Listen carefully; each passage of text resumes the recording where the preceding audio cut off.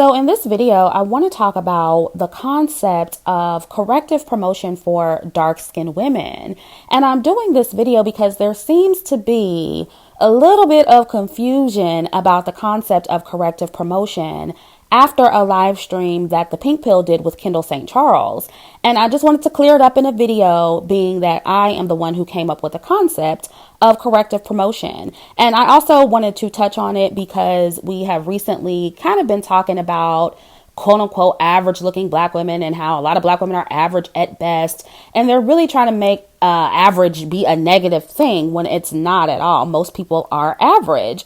So ladies, corrective promotion is not about promoting all above average dark-skinned women. It's not about promoting the perfect looking dark-skinned woman, but instead the dark-skinned women promoted on Divine Dark Skin are fit or at an average weight. They have natural hair. They are traditionally feminine and are presenting the best version of themselves. It's about promoting us in our best light like everybody else does. And when I say our best light, I'm talking about our best traditionally feminine light. I'm talking about feminine Black women specifically. This is not to say that we can't also promote dark-skinned women who are traditionally masculine or plus size in their best light. This is not to say that traditionally masculine women are ugly or shouldn't love themselves and shouldn't be proud of who they are. This is not to say that big women aren't beautiful and shouldn't be proud of who they are or shouldn't love themselves. But we all know that as people, we are usually at our healthiest when we are an average weight.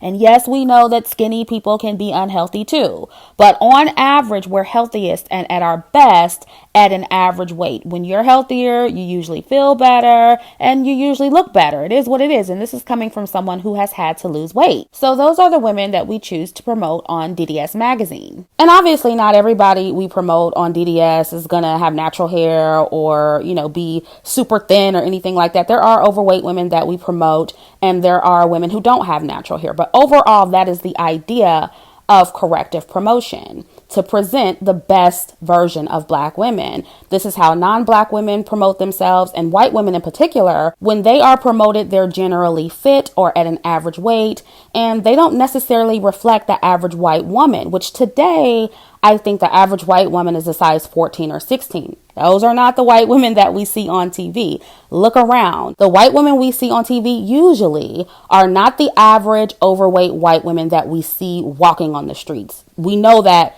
just by anecdotal evidence, okay? They usually put what they consider their best forward. And whether or not they have an average looking face, it's usually not the overweight white women you see in the streets, and they're usually dolled up, glamorous, and feminine. This is not to say they don't have other promotion, but for the most part, that is how white women have consistently been promoted. And this is how they compete in the area of marketing and promotion.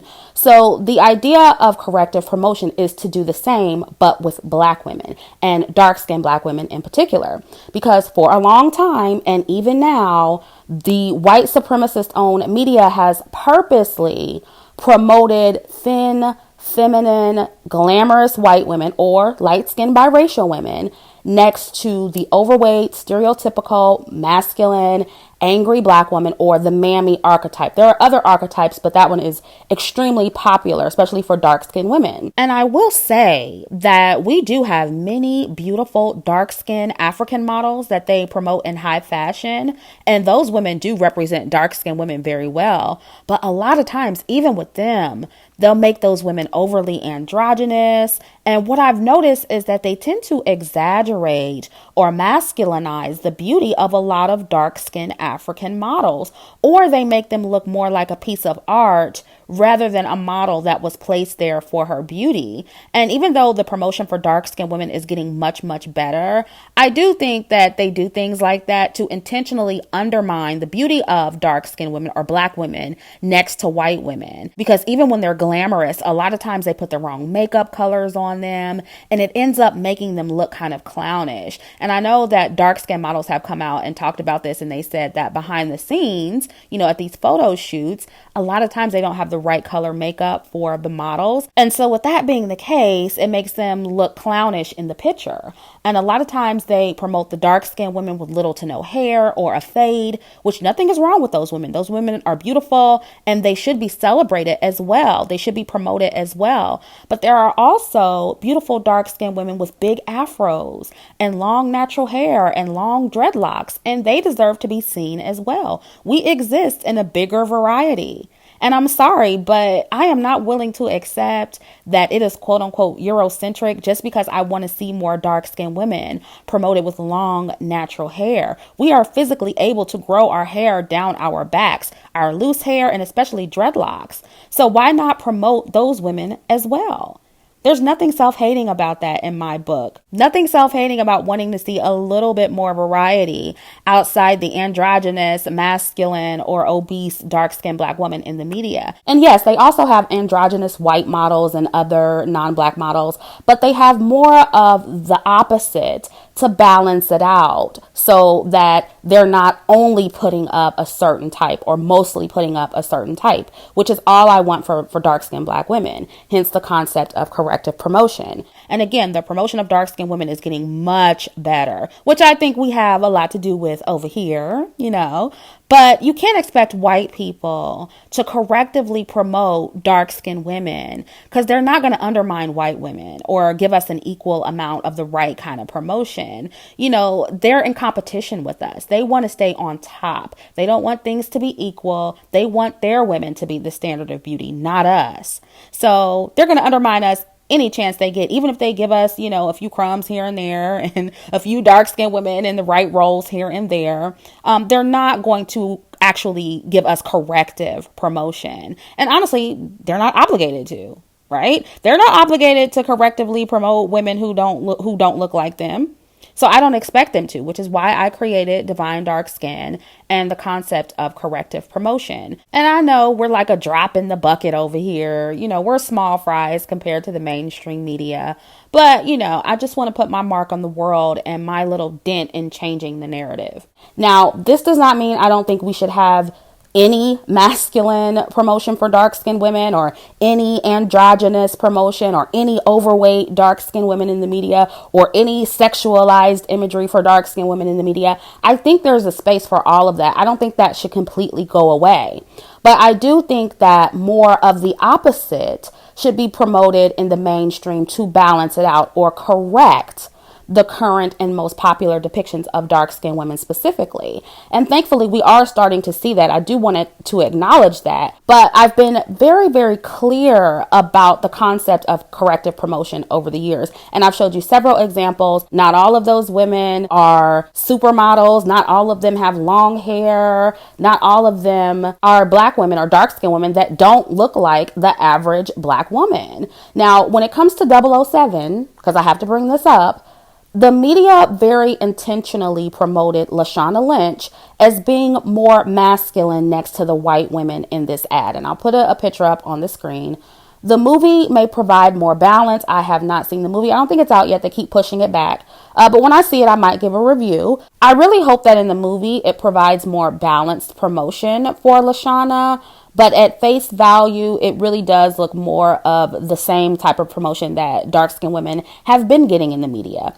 And for me and most of you who follow me, it was never about Lashana being quote-unquote ugly or too unattractive or too average to represent dark-skinned women. And any woman who was saying that are not a collective reflection of me, my followers, or the concept of corrective promotion. And I know that Lashana was getting bullied, but I do know that that was more so by racist white people when they found out that she would be the new 007 in, the 2020 movie. But I definitely don't think it was mostly Black women or dark-skinned women harassing her, especially dark-skinned women from my camp. Like, I feel some of the narrative that you guys are trying to paint is completely false. And I'm just not going to stand for it. I don't like the lies, okay? And I'm quite sure that every Black woman content creator in this space is aware of how some Black women, not all of you, but some of you will hear a message and grossly misinterpret it and run with the wrong definition or the wrong meaning of what's being said. That has literally been done to all of us in this sector. The pink pill, Kendall St. Charles, all of us, and none of us appreciate it. And I feel like that's what's being done here with my concept of corrective promotion. People are taking what some black women said about Lashana's looks and making it seem like it was me and I said she was too ugly to represent me, which is flat out false. It's the role and the depiction in comparison to the other women in the movie that I personally had a problem with. And on DDS magazine, we have been featuring women who look like Lashana and a plethora of glammed up, everyday or average looking dark skinned women since 2012. And I even used to feature myself on Divine Dark Skin before being anonymous on YouTube. So, I've never promoted all above average looking or perfect looking dark skinned women on DDS, or only promoted dark skinned women who have looks that are unattainable to the everyday dark skinned woman or hard to achieve. Not all of the women I promote are foreign supermodels. They are everyday black women who know how to enhance their beauty and who tag Divine Dark Skin in their photos. And I firmly believe that most of us already have this level of beauty or can obtain it by enhancing what we already have. And I think we really shoot ourselves in the foot, ladies, when we claim that we can't be as beautiful as the women on DDS. Those of you who are claiming that, because a lot of you don't. I'm just addressing the women who may be a little confused.